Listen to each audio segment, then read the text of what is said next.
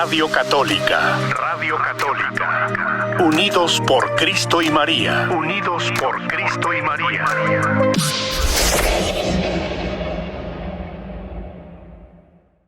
Yo no te oigo, pero ¿estamos al aire? Ok. Bueno, no sé si estemos al aire o no, pero gentil auditorio, me da mucho gusto saludarlos. Se sigue experimentando después de varios años de experiencia, todavía se sigue aprendiendo aquí en esta estación de radio. Pero espero que ustedes sí me estén escuchando. Me da gusto saludarlos. Hoy, día 6 de julio de este año 2022. Y hoy estamos celebrando a una jovencita que es un ejemplo de tantas víctimas que hay hoy debido a la violencia sexual y la agresión contra la mujer, y que es el hecho de que por lo menos 2 mujeres son agredidas en México. No, perdóname, son 10 mujeres agredidas diario en México. Existe una violencia sexual y es algo realmente lamentable, de que realmente no lo comprendo, porque la sexualidad es un don maravilloso de Dios que tiene una finalidad importante, ser comunicadores de vida, pero muchas veces se utiliza la sexualidad como una arma de destrucción. Vamos, es como un automóvil. El automóvil se hizo para facilitar el trabajo, acortar distancias, acortar el tiempo de recorrido de un lugar a otro, para facilitar el trabajo, la relación familiar, las relaciones sociales, y puede ser un instrumento muy bueno para facilitar la vida, pero también se puede utilizar como un arma de destrucción. Lo hemos visto, por ejemplo, en Londres, lo hemos visto en manifestaciones en Estados Unidos, como hay quienes utilizan su automóvil para arrasar y para atropellar gente sin ton ni son. Entonces, el automóvil no fue hecho con ese propósito, pero está siendo utilizado de una forma destructiva. La sexualidad es de esta misma manera, es un acto responsable de comunicación, de amor, no es de posesión, es de una comunicación mutua, de entrega hermosa, plena, responsable, de comunicación de amor en una pareja que se ama y que están abiertos con la bendición de Dios para ser comunicadores de ese don maravilloso que es la vida y que es un don divino.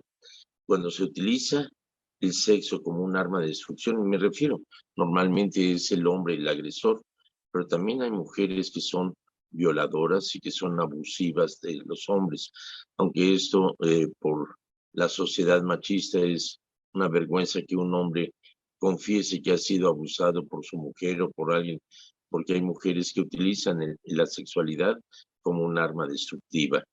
Entonces es una responsabilidad importantísima. Hoy celebramos a una jovencita nacida en Italia en el año de 1890.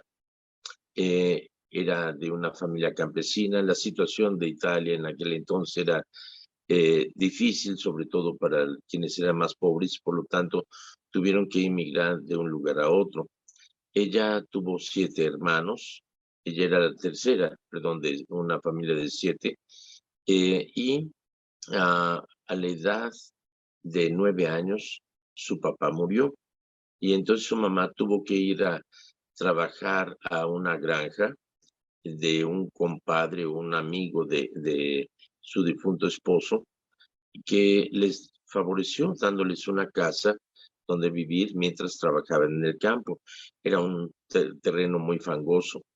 Ella expresó a su papá que ella deseaba hacer la primera comunión, que cuando le iba a hacer, dice, pues cuando Dios quiere y estés preparada. Finalmente, a los 11 años de edad hizo la primera comunión. María Goretti era una jovencita de 12 años, muy desarrollada, muy bonita, y entonces había el hijo del dueño de la granja, se llamaba Alessandro, y tenía alrededor de 20 años de edad, y se enamoró de la belleza, de la dulzura de María Goretti, pero era muy aficionado a novelas eróticas, y entonces eso despertó su inquietud sexual, hacia María, a la que le insinuaba y le proponía, pero María decía no, yo prometí ser casta ante Dios. Ella era muy asociada con los padres pasionistas. Entonces ella se consagró dentro de ese ministerio pasionista y ella dedicó su pureza a Dios desde que hizo su primera comunión a los 11 años de edad. Después del constante acoso de Alessandro, ella le dijo, es que yo prefiero morir antes que ofender a Dios. Y entonces esto embraveció a Alessandro.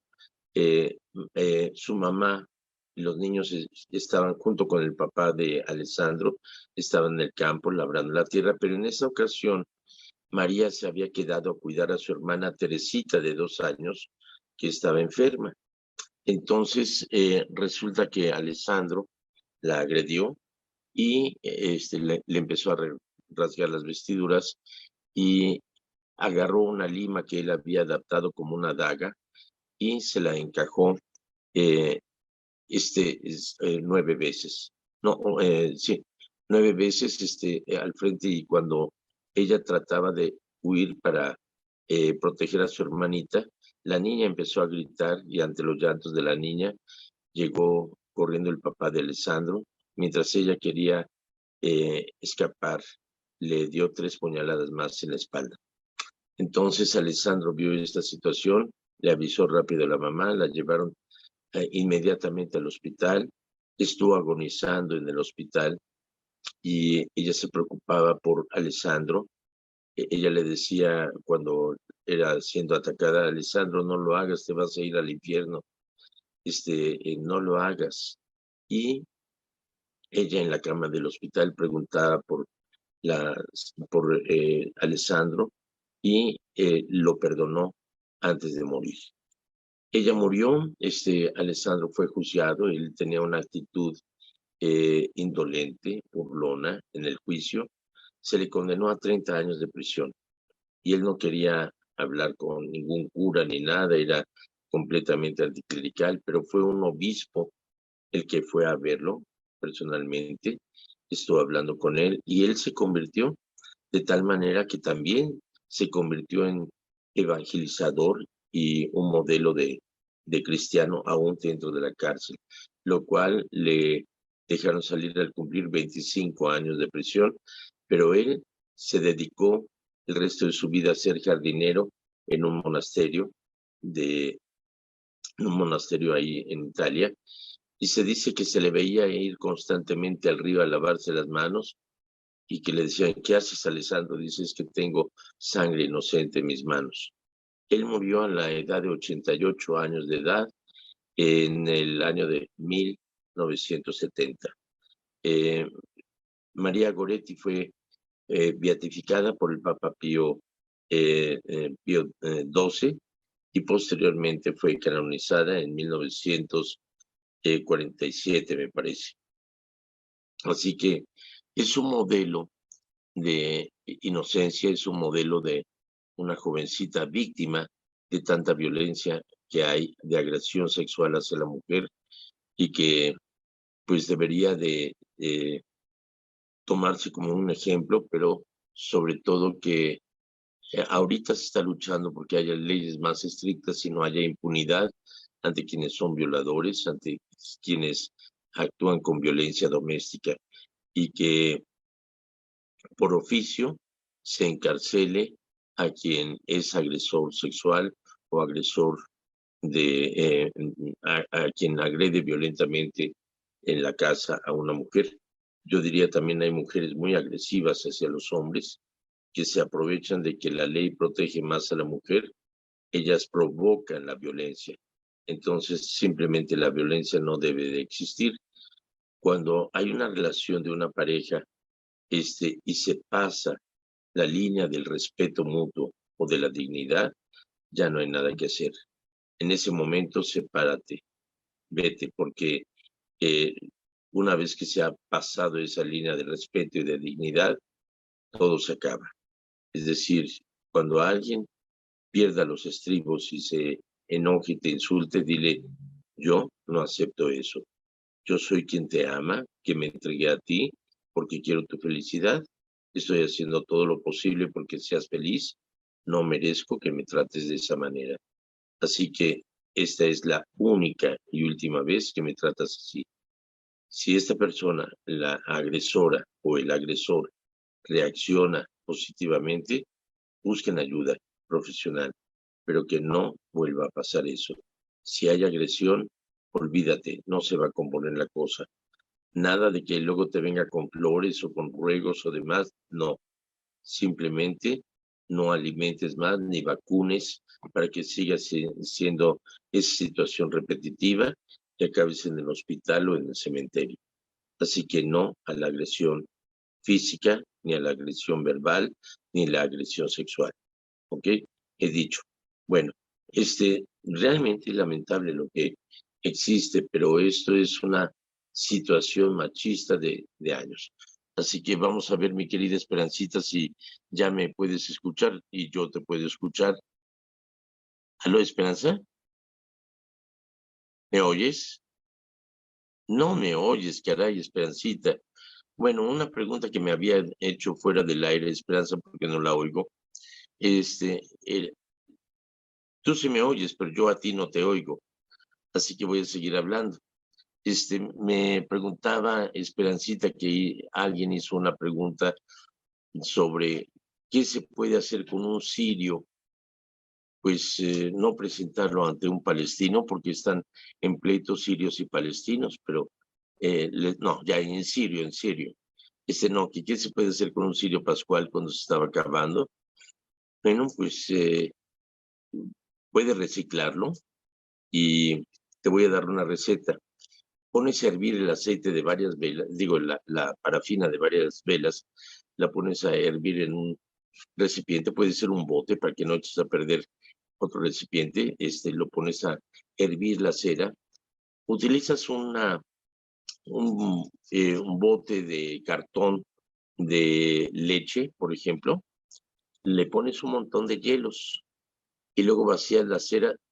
Bueno, cuando la cera está hirviendo le puedes poner color vegetal para hacerla de colores y luego la vacías en el bote de leche con hielo y entonces cuando se derrite el hielo, obviamente van a quedar algunos agujeritos ahí, se va a ver muy bonito, pero antes, ¿cómo hacerle para el pabilo?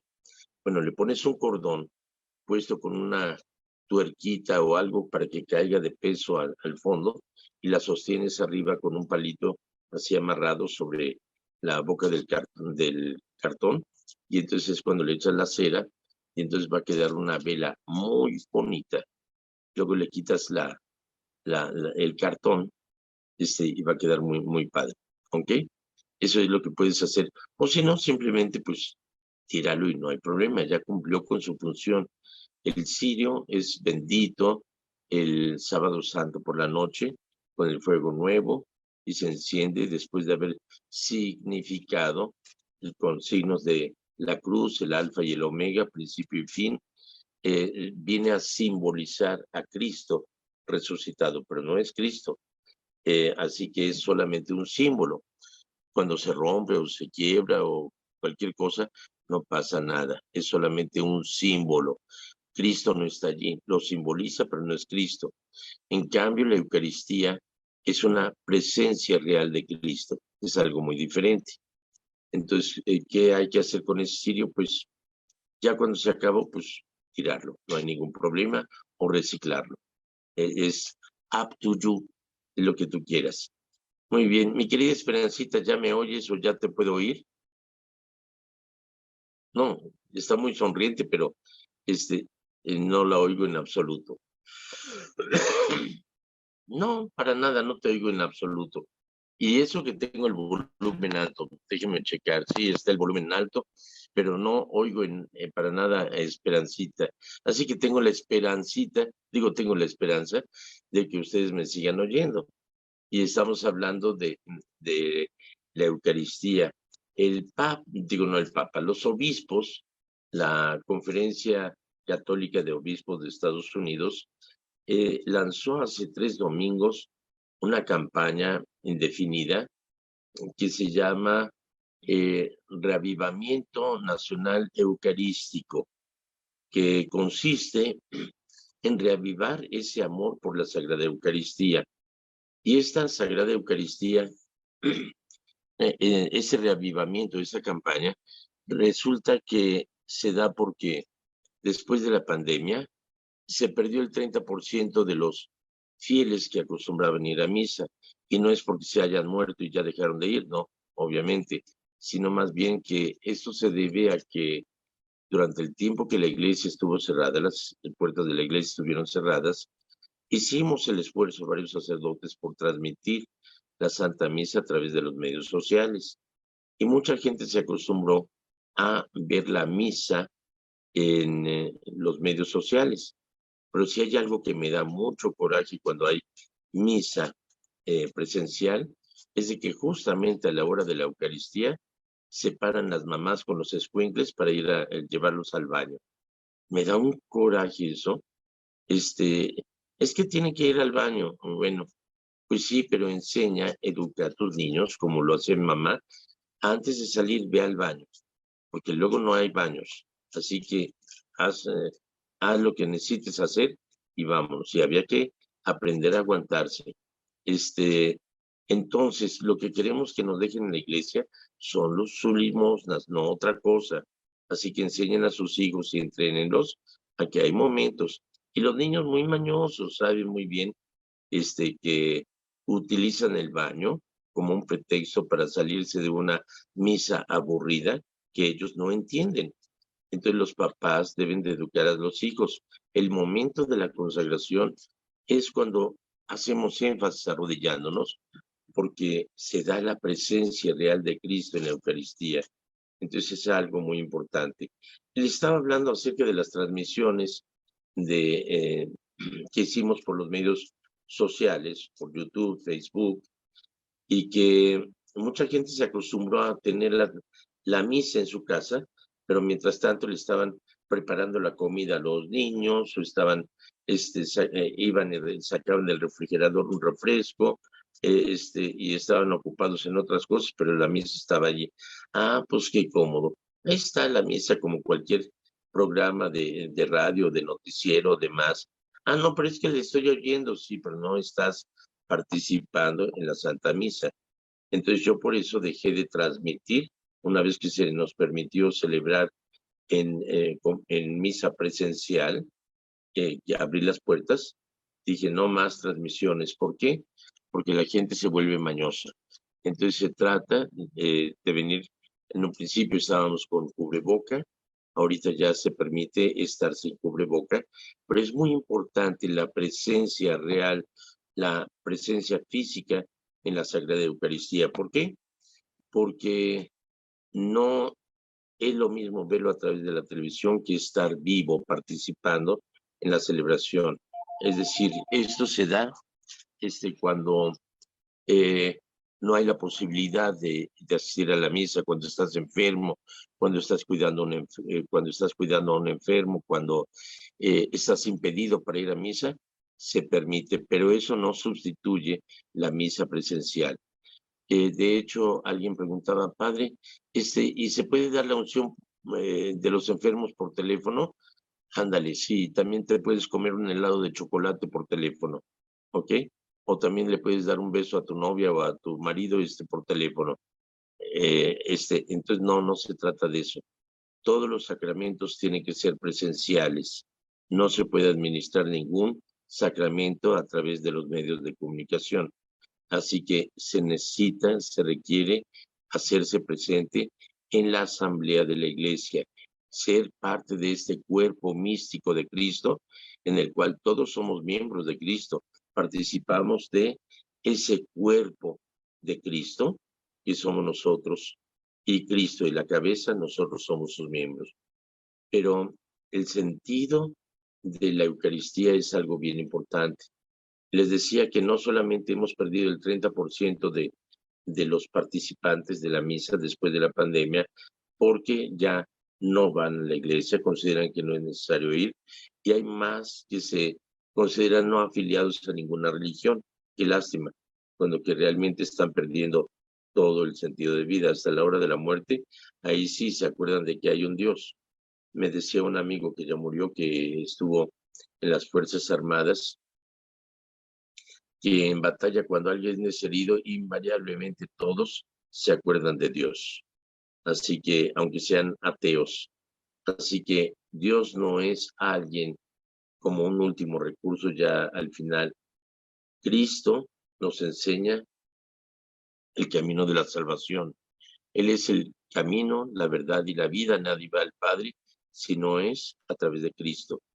Y Jesucristo nos dice: mi carne es verdadera comida, mi sangre es verdadera bebida. El que come mi carne y bebe mi sangre tendrá vida eterna. Y esto escandalizó a muchos de sus seguidores. Yo ya le entiendo porque vi el final de la película, pero si hubiera vivido en ese entonces, si hubiera escuchado a Jesús decir eso: coman mi cuerpo y beban mi sangre, diría: este cuate está loco, me está invitando a hacer un acto de canibalismo. Qué horrendo comer su carne y beber su sangre. Y yo, al igual que muchos de sus discípulos, también lo hubiera abandonado. Diría: esa forma de hablar, ni quien la aguante, así que yo ya me voy. Y así pasó, muchos se empezaron a alejar de él. Y entonces Jesús voltea y le dice a los apóstoles: ustedes también me van a dejar. Y Simón Pedro tomó la palabra e inmediatamente reaccionó. Me cae muy bien Pedro. Espontáneamente le dice: Señor, ¿y a quién iremos? Solo tú tienes palabras de vida eterna y nosotros hemos creído que tú eres el Hijo de Dios. Fíjate qué bonito. Es esa profesión de fe. Creer en Él aunque otros se escandalicen. Y es precisamente esto. Mucha gente que viene a la iglesia no entiende el valor eucarístico, no entiende lo que es la Sagrada Comunión. Piensan que es un símbolo que nos recuerda a Cristo, que Cristo, muy buena onda, nos invita a comer, y ya. Pero no entienden lo que significa la Eucaristía. Y no le entienden porque los papás son los primeros alcahuetes y los que dan un mal ejemplo. Hoy tuvimos una junta de catequesis con Grace Ayala, que es la encargada de la catequesis a nivel diocesano, y estábamos hablando precisamente de la preparación y cómo se da este fenómeno de que se preocupan mucho por inscribir a los niños para la primera comunión, aguantan 2 años de preparación, los muchachos de confirmación también pasan 2 años preparándose para la confirmación y apenas reciben el sacramento de la primera comunión, ya no se vuelven a parar en la iglesia. Apenas reciben el sacramento de la confirmación, muchos ya no se vuelven a parar en la iglesia. Es decir, no valoran realmente ni han entendido, y parece que es tiempo perdido esos 2 años que pasan de preparación antes de recibir el sacramento, y no valoran, no entienden lo que significa el sacramento. A mí me sorprende también con parejas que yo digo: yo nada más caso a mis amigos. Si entonces no nos va a casar, pues tienen 6 meses para hacerse mis amigos, porque yo no quiero casar a desconocidos, yo quiero casar a mis amigos, a quienes amo. Bueno, pues tenemos un trato, buscamos ese acercamiento. Hay quienes no hay quienes nada más vienen a cumplir con los requisitos, pero no se acercan. Y una vez que han recibido el sacramento del matrimonio, que ya pueden comulgar, no se vuelven a parar y no se paran ni siquiera con sus hijos por acá, y le están dando un mal ejemplo a los hijos. Entonces es muy importante que desde la catequesis sea a nivel familiar, se entienda bien lo que se va a recibir.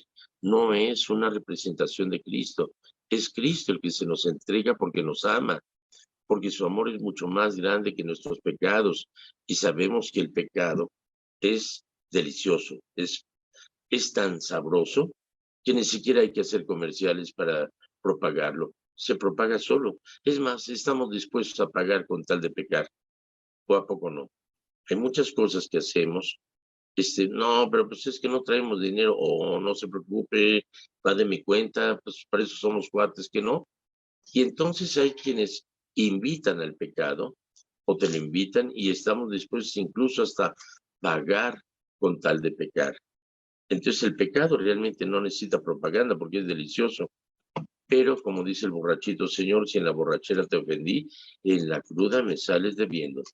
Todo pecado tiene sus consecuencias, consecuencias nefastas. Cualquier pecado que ustedes piensen, ya sea una enfermedad venérea, ya sea un cáncer, ya sea la cárcel, ya sea una infracción, ya sea la soledad, la pobreza, el abandono, todo eso como consecuencia del pecado, incluso la violencia y la muerte. Así que todo pecado tiene sus consecuencias. Y Dios ha creado en cada uno de nosotros un pepito grillo, es decir, una conciencia. Y la conciencia nos indica qué es lo correcto y qué es lo malo. Y todos tenemos esa conciencia. Y si no hacemos caso a nuestra conciencia, en la noche nos agarra patadas y no nos deja dormir. Así que si quieres tener dulces sueños y dormir tranquilo, hazle caso a tu conciencia. Tu conciencia te indica qué es lo correcto y qué es lo que está mal. Y tanto así que cuando hacemos algo que va en contra de nuestra conciencia, nos remuerde horriblemente. Tenemos remordimientos y esos remordimientos llevan hasta el autocastigo, ya sea psicológicamente, que nos creamos una enfermedad física, un impedimento físico, que esto es lo que descubrió Sigmund Freud, precisamente lo que le llamó el hilo rojo, de una joven paciente que estaba perfectamente bien, pero ella andaba en silla de ruedas. Dice, pero es que puedes caminar, ¿no? Y es que ella había deseado, odiaba a su padre con tanto odio que deseaba que se muriera, y cuando murió el papá se sintió tan culpable que de alguna manera ella quería andar, por eso fue con el doctor, pero se impidió andar psicológicamente. Pero estaba bien, pero ya no podía caminar. Entonces, cuando Sigmund Freud la confronta y le dice que le odia a su padre, dice, no, si mi papá lo amaba tanto, sí, lo odiaste, y por eso, y se paró y le dio una cachetada a Sigmund Freud, y dice, ¿ya viste? Si puedes caminar, necesitaba sacar eso. Un psicólogo nos ayuda a manejar nuestras culpas, pero no nos las perdona. Un psicólogo nos ayuda a vivir con esa culpa, pero no existe el perdón. En cambio, un corazón contrito y arrepentido, el Señor no lo desprecia. Y podemos encontrar el perdón de Dios precisamente a través del sacramento de la reconciliación. Déjenme echarme una pastillita de menta para refrescar la garganta. Me eché 2. Estas, quién sabe quién me las regaló, porque están sabrosas. Bueno, entonces,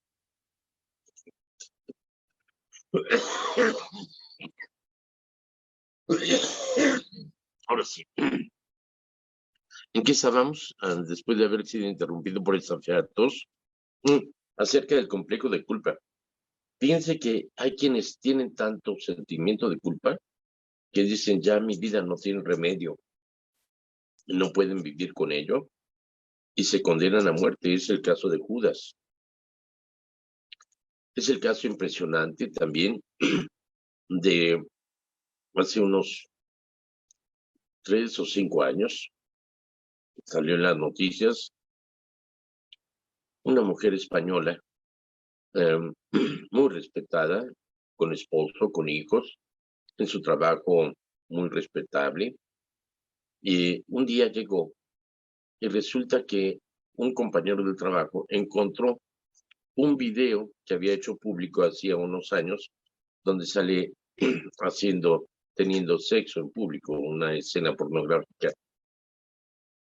La subió a los medios sociales. Ese día que llegó a trabajar, todo el mundo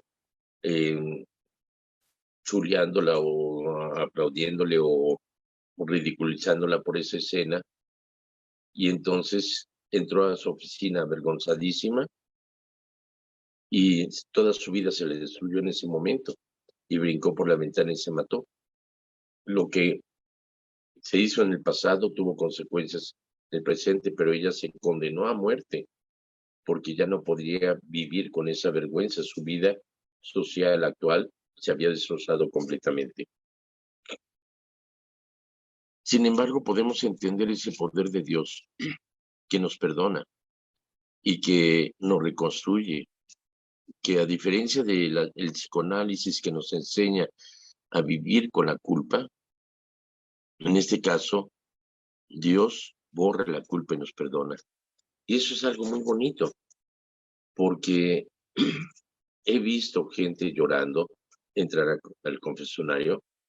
No recuerdo qué me han dicho, porque yo le pedí a Dios que me concediera la gracia de olvidarme de los pecados en cuanto los escucho, y Dios me lo ha concedido. Pero yo he visto gente que viene destrozada y sale reconstruida, sale feliz, llorando, pero ya no de dolor, sino de agradecimiento ante Dios, y la vida de ellos cambia radicalmente.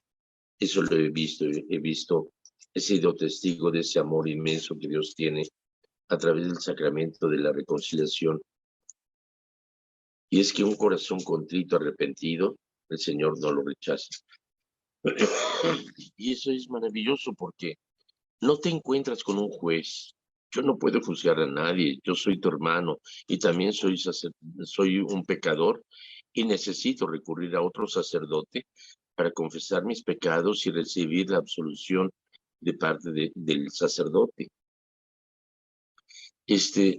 Yo no tengo por qué juzgarte, ni criticar, ni condenarte. Cuando te acercas al confesionario conmigo o con cualquier otro sacerdote, te vas a encontrar con un hermano que funge como un instrumento por medio del cual Dios te perdona. Y nuestra misión es darte esa dignidad perdida de hijo de Dios y revestirte con ese manto de dignidad de hijo de Dios y ese manto de amor de la Madre Iglesia.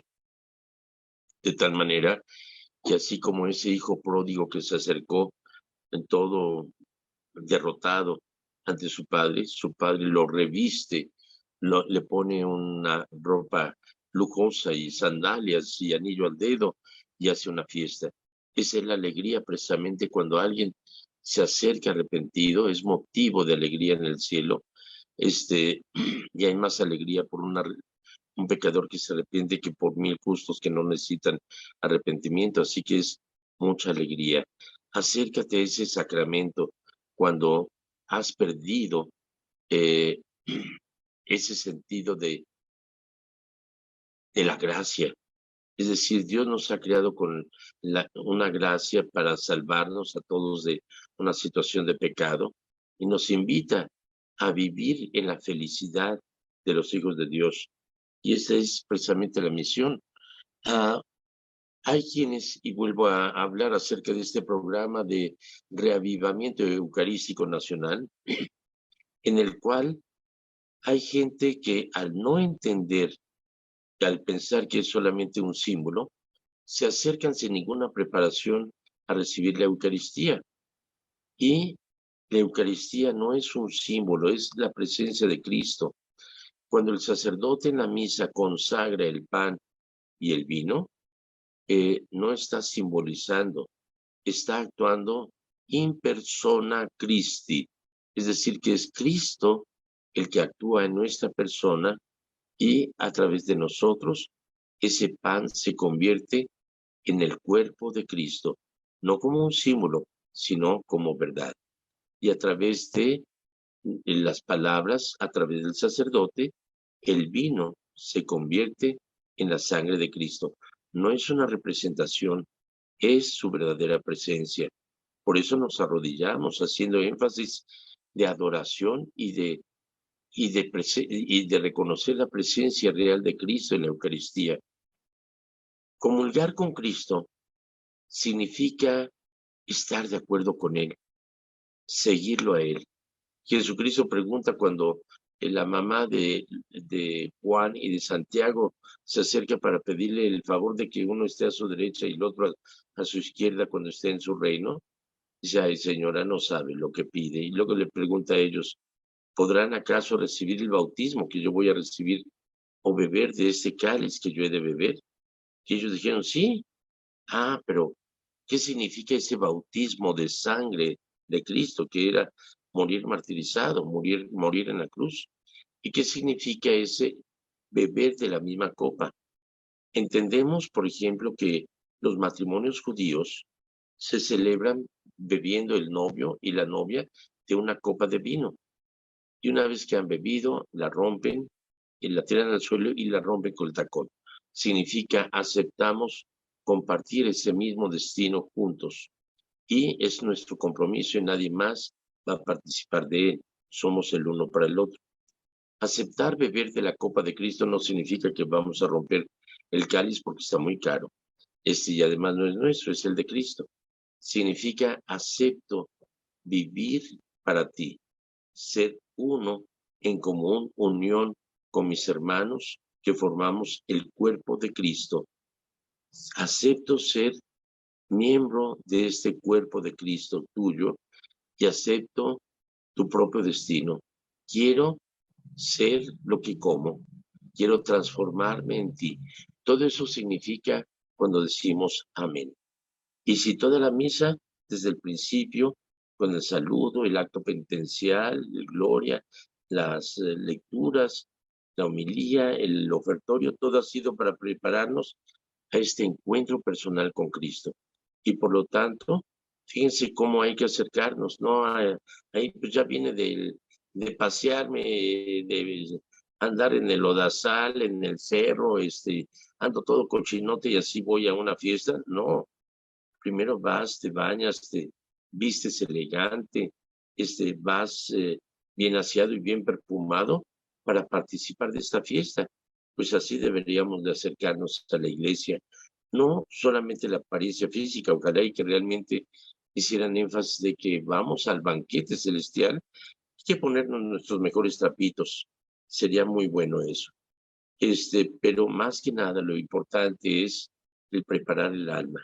Si has tenido conciencia de pecado, acércate a la reconciliación para que puedas recibir a Cristo, que es en su verdadera presencia en la comunión, y que cada vez te parezcas más a nuestro Señor Jesucristo.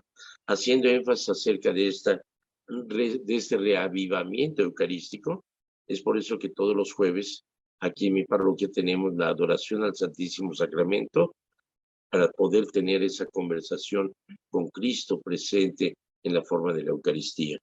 Así que, pues, ahora no tuvimos oportunidad de escuchar la bella voz de Esperancita. No sé si ya hayan compuesto el chunche, pero yo no te oigo, Esperancita. ¿Ya me oyes? Digo, tú sí me oyes, pero yo no te oigo. No, fíjate, no te oigo. Pues me quedé con la esperanza de oírte, mi querida Esperancita, pero pues ni modo, ya será para la próxima. Ok, ya ven por qué hay que cooperar con esta estación para que traigan maestros que les den de coscorrones aquí para que les enseñen a manejar los micrófonos. Espero que ustedes me hayan escuchado y pues damos por terminado este programa. Mañana, Dios mediante, estaremos con ustedes. Recuerden, hoy es día de Santa María Goretti. Conozcan la vida de ella. Hoy invité a los muchachos de confirmación a que asistieran a la misa y vamos a hablar acerca de esos valores de la virginidad, y que es algo muy importante. Que Dios Todopoderoso les acompañe, les colme de gracia y bendición. En nombre del Padre, del Hijo y del Espíritu Santo. Amén. Hasta mañana, Dios mediante. Gracias. Radio Católica. Radio Católica. Unidos por Cristo y María. Unidos por Cristo y María.